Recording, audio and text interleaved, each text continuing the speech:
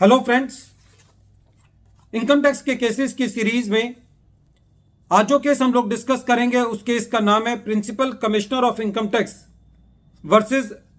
Durgapur projects limited. ये case 454 ITR page number 367 पर report हुआ। मैटर कलकत्ता हाई कोर्ट ने डिसाइड किया और इस केस का जजमेंट 24 फरवरी 2023 को आया। इस केस के अंदर एक बहुत ही pertinent issue Calcutta high court के सामने था कि यदि एसएससी की लैंड और बिल्डिंग कंपल्सरी एक्वायर की जाती है तो क्या ऐसी परिस्थिति के अंदर सेक्शन 50C जो कि एक डीमिंग प्रोविजन है वो एप्लीकेबल होगा या नहीं होगा। सेक्शन 50C ये कहता है कि यदि एसएससी ने कोई अपनी लैंड एंड बिल्डिंग बेची है और कंसीडरेशन सर्कल रेट से कम पर है तो ऐसे केसेस के अंदर सर्कल रेट को एसएससी की सेल कंसीडरेशन माना जाएगा।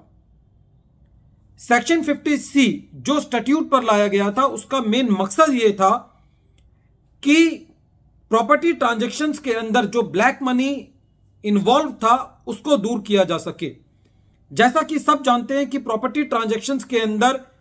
कैश की इन्वॉल्वमेंट बहुत ज्यादा होती थी, इसलिए सेक्शन 50C लाया गया क्योंकि डिपार्टमेंट उन ट्रांजैक्शंस के अंदर कैश कितना इन्वॉल्व है इसको ट्रेस नहीं कर पाता था या उसको प्रूव नहीं कर पाता था, इसीलिए एक स्टैंडर्ड एक डीमिंग सेक्शन 50C लाया गया। अब यह केस इस बात पर है कि यदि एसएससी की लैंड और बिल्डिंग गवर्नमेंट के द्वारा कंपल्सरी एक्वायर की जाती है तो क्या उन केसेस के अंदर सेक्शन 50C की एप्लीकेबिलिटी होगी या नहीं होगी। जब यह मैटर कलकत्ता हाई कोर्ट के पास गया तो कलकत्ता हाई कोर्ट ने यह कहा कि जब कोई लैंड और बिल्डिंग कंपल्सरी एक्वायर की जाती है तो वो ऑपरेशन ऑफ लॉ के द्वारा होती है, एसएससी उसको अपनी मर्जी से नहीं बेच रहा होता। और जब कोई लैंड और बिल्डिंग ऑपरेशन ऑफ लॉ के द्वारा एक्वायर की जाती है तो ऐसी परिस्थिति के अंदर ट्रांसफर ऑफ प्रॉपर्टी एक्ट 1882 नहीं लगता,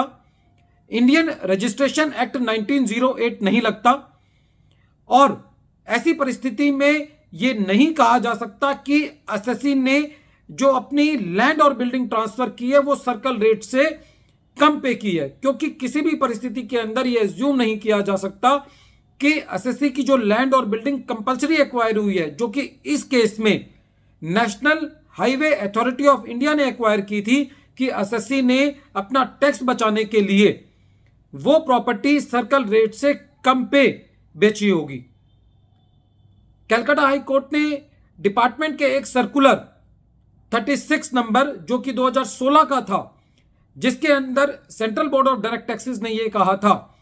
कि right to fair compensation act 2013 के अंदर यह बात कही गई है कि यदि किसी एसएससी की लैंड और बिल्डिंग एक्वायर की जाती है और उसको कोई कंपनसेशन मिलता है तो वो कंपनसेशन इनकम टैक्स के अंदर टैक्सेबल नहीं होगा। और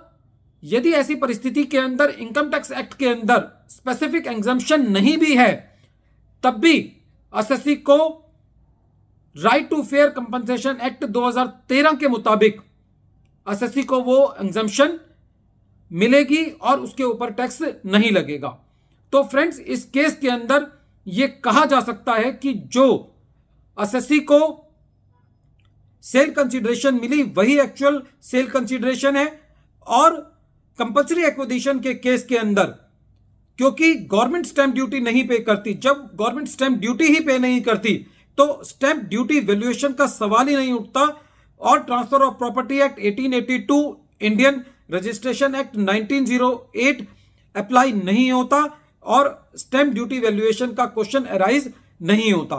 फ्रेंड्स, ये केस उन सब केसेस के लिए इंपॉर्टेंट है जहां पर एसएससी की कोई लैंड या कोई बिल्डिंग या दोनों लैंड और बिल्डिंग गवर्नमेंट की किसी स्कीम के द्वारा किसी हाईवे प्रोजेक्ट्स के स्कीम के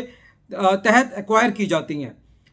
केस के अंत में एक बार फिर मैं केस का नाम रिपीट कर रहा हूं। केस का नाम है principal commissioner of income tax versus Durgapur projects limited.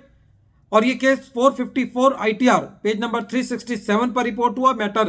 Calcutta high court ने डिसाइड किया और इस केस का जजमेंट 24 फरवरी 2023 को आया। Thank you friend.